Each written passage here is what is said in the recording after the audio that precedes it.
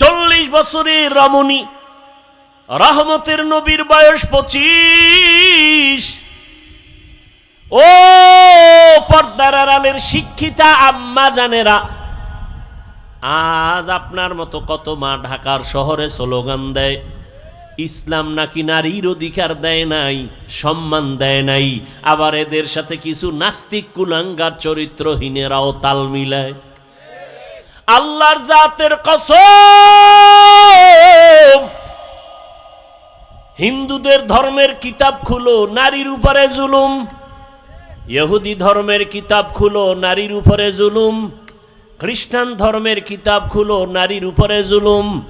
একমাত্র নারীর ইনসাফ আর এহসান করেছে, তার নাম হলো ইসলাম। ইসলাম ছাড়া নারীর অধিকার কেউ দেয় না। এরে আম্মা জানেরা, এটা বুঝার মতো মেধা কই? রহমতের নবী বুঝাই দিলেন আমি এত বড় পাওয়ার ওয়ালা মোহাম্মদ, আমার শারীরিক শক্তি অতুলনীয়, জৈবিক শক্তি অতুলনীয়, মানবিক শক্তি অতুলনীয়। আবার 25 বছর বয়সে আমি 40 বছরের এক রমণীকে বিবাহ করেছি। তাও আবার 2 স্বামী বিদায় হলে 3য় স্বামী আমি। তাও আবার নিঃসন্তান না, 2 সন্তানের জননী। আবার তার গর্ভ থেকে আল্লাহ আমাকে 4টা কন্যা দান করেছেন। খাদিজাতুল কুবরার গর্ভ থেকে 4 কন্যা। নবী বলেন আমার একটা ছেলেও নাই, আমি 4 কন্যার বাবা।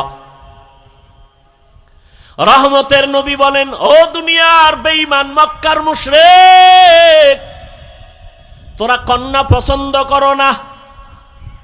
কন্যা হলে বাবা কষ্ট পায়, বউরে গালি দেয়।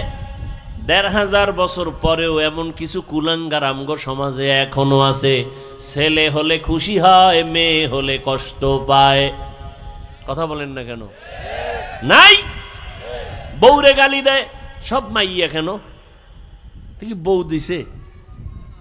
এই দোষ বউয়ের? যদি তুমি দোষ খুঁজতে চাও তো দোষ তো তোমার। এখানে তো বউয়ের দোষ না, দোষ তো তোমার। তোমার রেখে দেওয়া আমানত স্ত্রী বহন করে, তাকে পুরস্কার দাও। আল্লাহ কয় কারো দোষ না, সব কুদরত কার? লিল্লাহি মুলকুস সামাওয়াতি ওয়াল আরদ ইয়াহাবু লিমান ইয়াশাউ ইনাসা ওয়া ইয়াহাবু লিমান ইয়াশাউ যুকুর أو يزوجهم ذكرانا وإناثا ويجعل من يشاء عقيما إنه عليم قدير।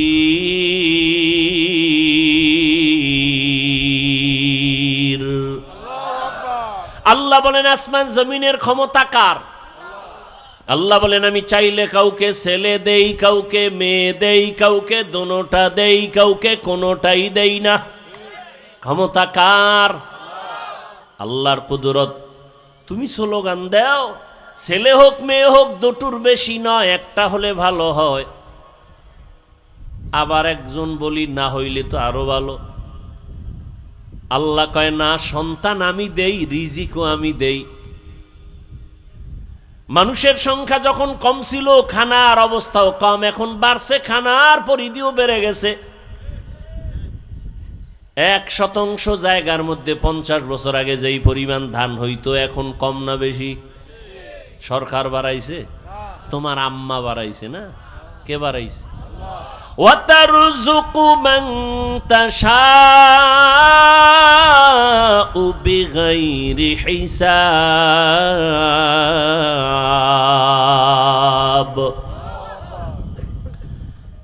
আগে 10টা পেয়ারা খাইলো টের পাওয়া যায় না, এখন এত বড় বড় পেয়ারা একজনে একটা খেতে পারি না। কে বানাইছেন? এত হাজার হাজার মাছের খানা যিনি দিতে পারেন, হাজার হাজার প্রাণীর খানা যদি জঙ্গলে দিতে পারেন, সেই মালিক মানুষ তোমারে কেন দিতে পারবে না? এত অন্তর কেন তোমার দুর্বল? রহমতের নবী বলেন, এই খাদিজার গর্ভ থেকে আমার কয়টা কন্যা? 4 কন্যা, আমার কোনো ছেলে নাই। মক্কার বেঈমানেরা ঘুরে ঘুরে কয় মুহাম্মদ মরে গেলে বংশ শেষ, ধরে রাখার কোনো ছেলে নাই। নবীর মনে কষ্ট। আল্লাহ বলেন, আপনার কোনো চিন্তা নাই, ইন্না আতাইনা কাল কাউসার, আমি আপনাকে কাউসার দান করব, আর এই কাউসারের দ্বারা সম্মান থাকবে কিয়ামত পর্যন্ত। রহমতের নবী বলেন, আমি কত দামি ব্যক্তি যে আমার একটা ছেলে নাই, আমি 4 কন্যার বাবা। ও দুনিয়ার কন্যার মা বাবারা, শুইনা রাখো, একটা কন্যা যদি কেউ পাও, ও বাবা তুমি একটা কন্যা পাইছো, তুমি একটা জান্নাতের মালিক। 2 কন্যা পেয়েছো, তুমি 2টা জান্নাতের মালিক। 3টা কন্যার বাবা হয়েছো, তুমি 3টা জান্নাতের মালিক। তুমি 4 কন্যা পেয়েছো, তুমি 4টা জান্নাতের মালিক। মক্কার মানুষ কত খারাপ, কন্যাকে শুধু অপছন্দ করে তাই না, বাবা হইয়া কন্যাকে জ্যান্ত চাপা দিয়া, পাথর চাপা দিয়া মেরে ফেলে। এতটা খারাপ মানুষ, সেখান থেকে ভালো মানুষে পরিণত করলেন রহমতের নবীর আদর্শ। এরে আল্লাহর গোলাম, হাসরের ময়দান এত কঠিন, ওই সময় যদি আমার আল্লাহ জিজ্ঞাসা করেন, হাজারো কোটি কোটি কোটি কোটি মানুষের ভেতরে আমি আজ একজন মানুষ চাই যে সবার সামনে পুরস্কার দিব, কোন মানুষ? বলে, যেই মানুষটা প্রথম আমার হাবিবের হাতে কালেমা পড়েছো, দাঁড়াও। আম্মা জানেরা ভালো করে খেয়াল করেন, হাসরের ময়দানে প্রথম আল্লাহ যদি জিজ্ঞাসা করেন, নবীর হাতে কে কালেমা পড়েছো, দাঁড়াও, একজন পুরুষও দাঁড়াবার ক্ষমতা রাখবে না। ওই সময় রহমতের নবীর হাতে কে প্রথম কালেমা পড়েছে, এই প্রশ্নের জবাবে একজন নারী দাঁড়ায় বলবে, হে আল্লাহ, তোমার এই কথার আমি সেই ব্যক্তি, একজন নারী, প্রথম মুহাম্মদের হাতে কালেমা পড়েছি, আমি প্রথম নারী ইতিহাসের পৃষ্ঠায়, আমার নাম খাদিজা। নারীর সম্মান কি পরিমাণ ইসলাম দিয়েছে বুঝাবার সময় নাই রে বাবা। কিন্তু আজকে যারা বলে নারীর সম্মান দেয় না, ওরা কি চায়? ওরা চায় নারীদের বেপরদায় নামাইয়া ভোগের সামগ্রী বানাবে, জেনা বেবিচার কইরা পুরা দেশটাকে বেশ্যা পাড়া বানাতে চায়। ওরা লম্পট, ওরা নারীর দুশ্মন, ওরা মানবতার দুশ্মন, ওরা স্বাধীনতার দুশ্মন, ওরা রসুলের দুশ্মন, ওরা ইসলামের দুশ্মন। ওদের মতো লম্পট চরিত্রহীন জমিনে আর কেউ নাই, ওরা তাসলিমার ফুটানো বাচ্চা। কিয়ামতের ময়দানে রব্বুল আলামিন যদি প্রশ্ন করেন, দ্বিতীয়, আমার ইসলাম দুনিয়াতে টিকাইয়া রাখার জন্য কে কল্লা দিয়েছো, রক্ত দিয়েছো, শাহাদাতের পেয়ালা পান করেছো, কিয়ামতের ময়দানে কোনো পুরুষ দাঁড়াবার সাহস রাখবে না। সাইয়্যিদুশ শুহাদা, যাকে বলা হয় আমিরে হামজা রাদিয়াল্লাহু আনহু, রাসূলের চাচা, তাকে বলা হয় শহীদগণের সর্দার, তিনিও দাঁড়াবার সাহস নাই। আল্লাহর প্রশ্ন হলো, শহীদের ময়দানে প্রথম আমার দিন জিন্দা করার জন্য কে কল্লা দিয়েছো? একজন পুরুষ দাঁড়াতে পারবে না, সাইয়্যিদুশ শুহাদা আমির হামজাও দাঁড়াতে পারবে না। দাঁড়াবে একজন নারী, দাঁড়ায় বলবেন, হে মালিক, তোমার এই কথা অনুযায়ী প্রথম ইসলামের জন্য আমি কল্লা দিয়েছি, আমি এক নারী, সুমাইয়া রাদিয়াল্লাহু তাআলা আনহা। নারীর সম্মান শুধু দুনিয়ায় না আখিরাতেও বলার সময় নাই। কিয়ামতের কঠিন মুসিবতের সময় সূর্যের গরমে মাথার মগজগুলো ভাতের মারের মতো ফুটবে, নবীরা পর্যন্ত কান্নায় বেহুশ। আদম নবী কাঁদবেন, আল্লাহ আমাকে বাঁচাও। মূসা নবী কাঁদবেন নিজের চিন্তায়, উম্মতের কথা মনেও থাকবে না। ইব্রাহিম নবী কাঁদবেন নিজের চিন্তা, উম্মতের কথা বাদ। কিন্তু সেই সময় রহমতের নবী হাদিসে বলেন, জান্নাতের 8টা দরওয়াজা খোলা হয়ে যাবে। এখনো কিন্তু বিচার শুরু হয় নাই। জান্নাতের 8 দরজা খোলা হবে, দারোয়ানরা বারবার ডাকবে, 4 জন মহিলাকে ডাকবে, আসো, কোনো হিসাব নাই। জান্নাতের 8 দরওয়াজা খোলা, তোমরা যেই কোনো দরওয়াজা দিয়ে ঢুকে যাও, আমরা তোমাকে স্বাগতম দেওয়ার জন্য অপেক্ষায় আছি। 4 জন মহিলাকে ডাকবে, হিসাব লাগবে না, বিনা হিসাবে জান্নাতে ঢুকে যাবে। 4 জন মহিলার জন্য জান্নাতের 8টা দরজা খোলা হবে। এদের কোনো হিসাব নাই, নিকাশ নাই, বিচার নাই। 4 জন পুরুষের নাম তো আমি এ পর্যন্ত হাদিসে পাই নাই, কিন্তু 4 জন নারীর নাম আসছে। রহমতের নবী বলছেন, জান্নাতের 8 দরজা খুইলা দিয়া ফেরেশতারা ডাকবে, আসেন, তাড়াতাড়ি আসেন, জান্নাতে আপনাদের জন্য শান্তির বিছানা রেডি। নারীদের সম্মান কিয়ামতের ময়দানে। দুনিয়াতেও কত সম্মান। এরে আম্মা জান, এ জমিনে যত নবী রাসূল আসছেন, সব আপনাদের অবদান। আপনারা তো তাদের মা, হাফেজে কোরআনের মা, আলেমের মা। এরে আম্মা জানেরা, আমরা পুরুষেরা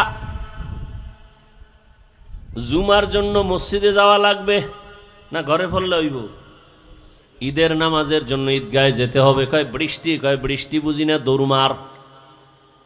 আম্মা জানের কত সম্মান, কত ইজ্জত। আমার নবী বলেন, আম্মা জান, পুরুষেরা মসজিদে গিয়া জুমা আদায় করবে, ঈদগাহে গিয়া ঈদের নামাজ আদায় করিয়া যা পাবে, আম্মা জানেরা ঘরের মধ্যে থাইকা নির্জনে নিরিবিলি পরিবেশে একেবারে গোপনীয়তা রক্ষা করে যদি আম্মাজান ঘরে নামাজ পড়ে, পুরুষেরা কষ্ট করিয়া মসজিদে গিয়া যা পাবে, আল্লাহ মাদেরকে তা দান করবেন ঘরে রাখিয়া।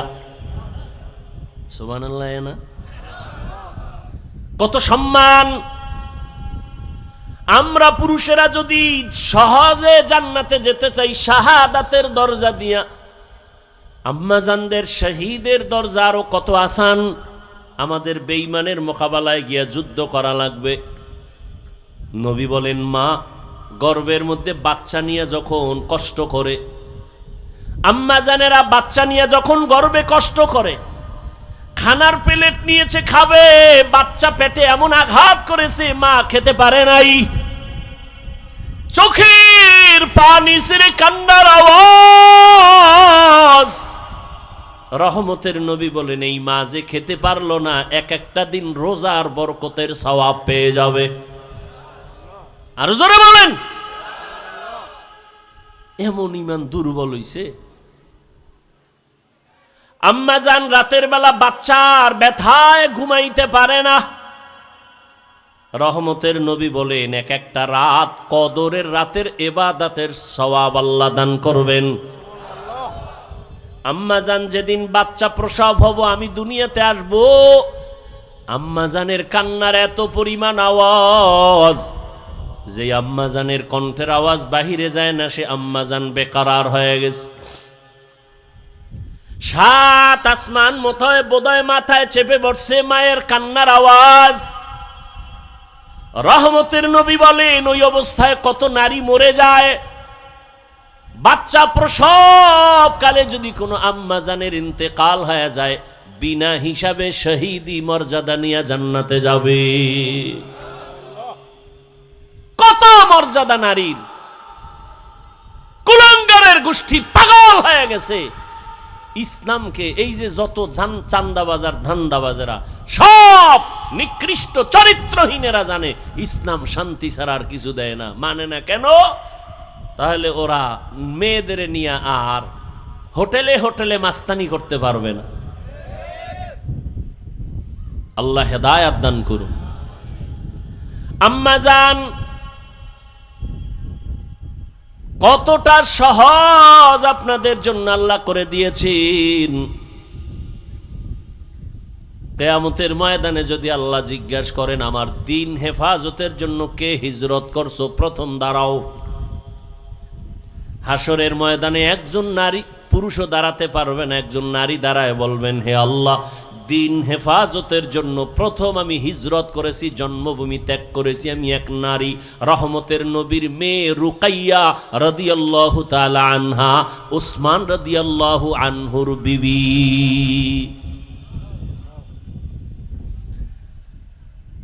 রহমতের নবীর আদর্শ। এরে আম্মা জান, এ দুনিয়াতে শুধু দিনের লাইনে না, দুনিয়ার লাইনে যত ভালো ভালো সন্তান আসছে মায়ের অবদানের কারণে। খাজা মঈনুদ্দিনের ঘটনা আমি প্রায় সময় বলি, আপনারা জানেন। খাজা মঈনুদ্দিন চিশতি রহমাতুল্লাহ আলাই মদিনাতুল মুনাওয়ারা থেকে আসছেন ভারতে কালেমার দাওয়াত দিতে। লক্ষ লক্ষ বিধর্মী খাজা মঈনুদ্দিনের হাতে কালেমা পড়ে মুসলমান হয়েছেন। মঈনুদ্দিনের দিলটা বড় খুশি। আম্মা জান বলেন, ও মঈনুদ্দিন এত আনন্দিত কেন? বলে লক্ষ লক্ষ বিধর্মী কালেমা পড়েছে, অনেক আনন্দ। মা কয়, তোমার আনন্দ করার কিছুই নাই, সব আমি মায়ের অবদান। খাজা মঈনুদ্দিন চিশতি আজমিরি রহমাতুল্লাহ আলাই বলেন, আম্মা জান আপনার অবদান কি? মা চোখের পানি ছেড়ে বলে, ও বাবা মঈনুদ্দিন, তুই আমার গর্বে যখন আসছো আমি এক রাতও ঘুমাই নাই। আমি সেজদায় পড়ে আমি মালিকের দরবারে কান্না করে দোয়া করেছি, ও দয়ার মালিক, আমার গর্বের সন্তান তোমার ওলি হিসাবে দুনিয়ায় পাঠাইও। এই আমার সন্তান মঈনুদ্দিন, তুই দুনিয়াতে আসার পর আমি মা তোকে যতদিন পর্যন্ত দুধ পান করাইছি, আল্লাহর জাতের কসম, একটা ফোঁটা দুধও আমি তোর মুখে বিনা অজুতে দেই না। খাজা মঈনুদ্দিনের মা কান্না করে, বাবা এক ফোঁটা দুধও তোর মুখে বিনা অজুতে দেই নাই। একটু চিন্তা করতে পারেন, এই মায়ের সন্তান জগৎ বিখ্যাত হবে না তো কে হবে?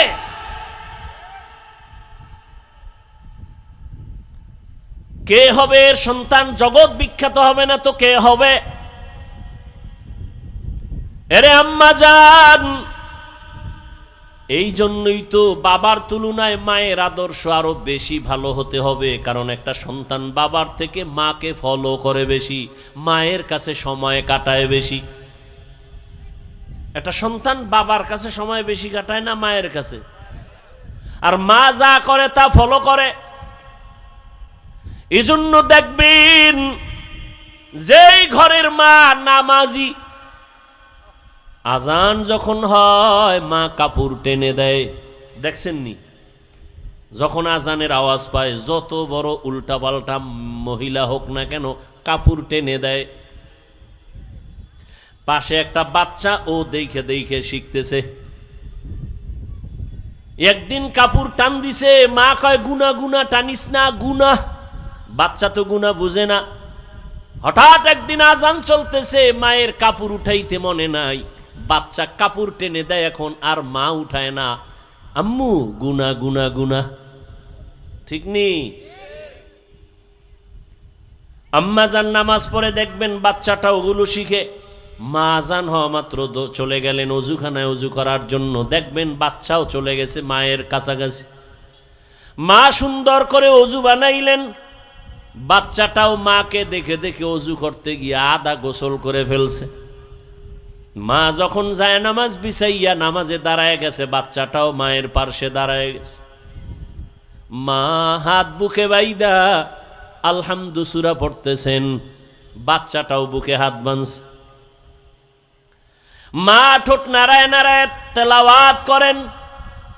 বাচ্চা তো বুঝে না মা কি পড়ে, মা তেলাওয়াত করেন, কিন্তু বাচ্চাটা না বুঝা শুধু ঠোঁট নাড়ায় ঠোঁট নাড়ায়। মা যখন রুকুর মধ্যে যায় বাচ্চাটাও রুকুর মধ্যে যায়, মা যখন সেজদায় যায় বাচ্চাটাও সেজদায় চলে যায়। মা কপালার নাক ঠেকাইয়া সেজদা করে, বাচ্চাটা গাল মাটিতে লাগায় মায়ের চেহারার দিকে তাকায়। তাকায় দেখে মা ঠোঁট নাড়ায়, বাচ্চাটাও ঠোঁট নাড়ায়। আমার মালিকের কুদরতি অন্তরে মায়ার জোশ। আল্লাহ ডেকে বলেন, ফেরেশতা তাকায় দেখ ওই বাচ্চাটা ঠোঁট নাড়ায় কেন? বলে ওর মা ঠোঁট নাড়ায়। বলে ওর মা কি বলে? বলে ওর মা বলে সুবহানা রব্বিয়াল আলা। আল্লাহ বলে লেখ এই বাচ্চাও বলে সুবহানা রব্বিয়াল আলা। এই বাচ্চার তো আমল নামা নাই, সওয়াবগুলো মায়ের আমল নামায় উঠাইয়া দাও। আতিনা ফি দারে দুনিয়া না হাসান, আতিনা ফি দারে উকবা না হাসান, ইয়া গিয়াসাল মুস্তাগীসিন ইহদিনা লিফতিখারা বিল উলুমে ওয়াল গিনা। হর গরিদে নেক তু তৈয়ার है जो न मांगे उससे तू बेजार है। ও আমার পর্দার আনানের মা বোনেরা, ও যুবক, ও বৃদ্ধ বাবাজিরা, কয়দিন আর দুনিয়ার রং তামাশায় ঘুরবেন? মনে তো কত আশা ছিল, কম তো আশা পূরণ করেন নাই। মনে চাইছে বেপর্দায় দৌড়াবেন, দৌড়াইলেন। মনে চাইছে গান শুনবেন, শুনছেন। মনে চাইছে নাচ দেখবেন, কম দেখেন নাই। মনের শখ মিটাইয়া পার্কে পার্কে কত ঘুরলেন, কত মোবাইল দিয়া গুনাহ করলেন। এখনো কি তওবা করবেন না? আমরাও যদি আপনার মতো বেপর্দায় আড্ডা দিতাম, নাচ গান দেখতাম, শুনতাম, পার্কে পার্কে ঘুরতাম, কেউ আমাদের বাধা দিত না। অথচ মাথার থেকে টুপিটাও খুলি না, দাড়ি কাটি না রে বাবা, 5 ওয়াক্ত নামাজ পড়ি। এরপরও আবার আপনাদের পাও ধরিয়া ধরিয়া বুঝাই আপনারাও নামাজ আদায় করেন। এরে আল্লাহর বান্দা, কি লাভ? একবারও চিন্তা করলাম না, নিজের বাড়ি নিজের ঘর বাদ দিয়া, চিন্তা বাদ দিয়া আপনাদের পেছনে দৌড়াইয়া পাও ধরে ধরে এত বুঝাই কেন? কি লাভ? আপনারা যে আমাকে টাকা দিবেন তাও তো না, বরং আমাদের গালি দেন তাও শুনি, আমাদের বিরোধিতা করেন তাও জানি, টুপির বিরুদ্ধে বলেন তাও জানি, দাড়ির বিরুদ্ধে বলেন তাও জানি, জামার বিরুদ্ধে বলেন তাও জানি, মাদ্রাসার বিরোধিতা করেন তাও জানি। এরপরও আমরা আপনাদের জবাব দেই না, গালি দেই না, বরং বিনয় হইয়া হইয়া আপনাদের কাছে নরমভাবে বয়ান করি, পাও ধইরা ধইরা বয়ান করতে চাই। ও আল্লাহর বান্দারা, এক কারণটা কি? একমাত্র কারণ শুরুতেই কিন্তু বলছিলাম, দিনের সহি বুঝ বড় কঠিন সম্পদ। দিনের বুঝ যখন আসবে, মরিয়া গেল বান্দা আর নামাজ ছাড়বে না। চিন্তা ভাবনা করে দেখলাম, ওরে টাকার পেছনে, বাড়ির পেছনে বেপরদায় গুনাহ কইরার কয়দিন? ও আল্লাহর বান্দারা, দুনিয়াতে গুনাহ করিয়া করিয়া কেউ তো দুনিয়াতেই সম্মান পায় না, আখেরাতে তো কিছুই পাবে না। অথচ নবীর তরিকা মানার কারণে আলহামদুলিল্লাহ, যত মানুষ যতই গালি দেয় না কেন, সামনে আইসা সালাম না দিয়া কথা বলে না, ঠিক নেই? যত মানুষ আমাদের বিরোধিতা করুক না কেন, কিন্তু সামনে আইসা সালাম দেয়, মোহাব্বত কইরা দোয়া চায়, হুজুর দোয়া করবেন, আমার মতো গুনাহগার কেউ নাই। এই সম্মান টাকা দিয়া পাওয়া যায় না। এই চিন্তা ভাবনা করে দেখলাম, আসলেই আমার মাওলার কথাই তো ঠিক, নবীর কথাই তো ঠিক। নবীর কথা মানার কারণেই তো আজকে এত সম্মানে আছি, নবীর আদর্শ মানার কারণেই তো এত সালাম পাইতেছি, নবীর আদর্শ মেনে চলার কারণেই তো এত সম্মান, এত মোহাব্বত, এত ভালোবাসা। এই জন্যই চিন্তা করে দেখলাম, আল্লাহর নবীর আদর্শ ছাড়া আর কোনো ভালো আদর্শ নাই। আর আল্লাহর কোরআন সত্য, এ কোরআন ছাড়ার সত্য কোনো কিতাব নাই। আল্লাহর কোরআনে স্পষ্ট, গুনাহ করলে কি ক্ষতি হবে, নেক আমল করলে কি লাভ হবে, তাও স্পষ্ট বলা আছে।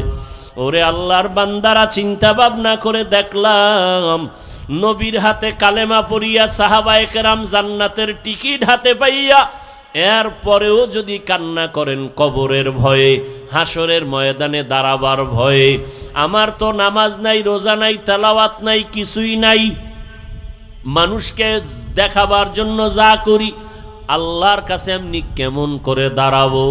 এই চিন্তা করে চোখের পানি ছেড়ে দোয়া চাই, দোয়া করি। ও আল্লাহর বান্দারা, আমরা নামাজ পড়িয়াও কাঁদি, দাড়ি রাখিয়াও কাঁদি, ভয় ভয়। আল্লাহর আযাব বড় কঠিন। আর আপনারা যারা নামাজ পড়েন না, দাড়ি রাখেন না, পর্দা করেন না, বেপর্দায় চলেন, মা বাবার সাথে বেয়াদবি করেন, আলেম ওলামার সাথে বেয়াদবি করেন, শিক্ষকের সাথে বেয়াদবি করেন, মানুষের উপরে জুলুম করেন, আপনাদের হালাতটা আরো কত ভয়ঙ্কর হবে। দুনিয়াতেই তো মাওলায় দেখায়া দেয়, ওরে টাকা পয়সা নিয়ে জুলুম করিয়া বাড়ি ছাইরা পালায়া গেল। ওরে টাকা পয়সা জুলুম করিয়া কেউ দুনিয়াতে সম্মানে থাকতে পারে নাই। কই নমরুদ, কই সাদ্দাত, কই হামান, কই কারুন, কই ফেরাউন, কই আবু জাহাল, কই আবু লাহাব, এক এক করে সব ধ্বংস হয়ে গেল। চিন্তা ভাবনা করে দেখলাম মদিনার আদর্শ ছাড়া শান্তির কোনো পথ নাই।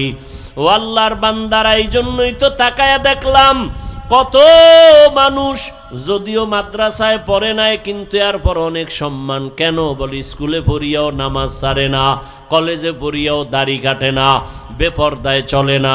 কত ডাক্তার, কত ইঞ্জিনিয়ার, কত প্রফেসর ডাক্তারি করে, নামাজ ছাড়ে না, ইঞ্জিনিয়ার হইয়াও নামাজ ছাড়ে না, প্রফেসরি করিয়াও নামাজ বাদ দেয় না। চিন্তা করে দেখলাম তারাও তো আমার মাওলার দিনের বুঝ পেয়ে গেল। কত র্যাব, কত আর্মি, কত পুলিশ, কত বিডিআর নামাজ পড়ে, দাড়িওয়ালা অভাব নাই। জেনারেল লাইনে থাকিয়াও কত মানুষ দিনের বুঝ পাইয়া নবীর আদর্শের আপন গলার মালা বানায় নিল। তাহলে আমি কেন পারবো না? একজন জেনারেল লাইনের মানুষ যদি নবীর তরিকা মেনে পর্দা করে,